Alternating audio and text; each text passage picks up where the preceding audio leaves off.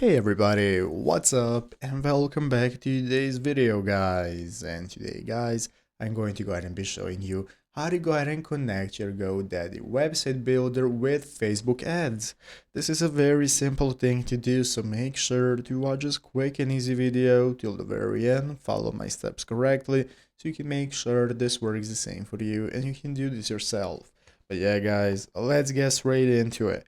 So the first thing we want to do is to go ahead and open up the official GoDaddy website if you have not already. So go to godaddy.com, and once you open it up, it's going to look like this. This is going to be your dashboard and portfolio from where you want to go and find your website that you want to enable Facebook ads for and open it up. So once you go ahead and open it up in editor mode, this is how it's going to look like, and from here we can go ahead and get started. Here at the right side of the screen, as you can see, we have this menu that we can use for editing our website.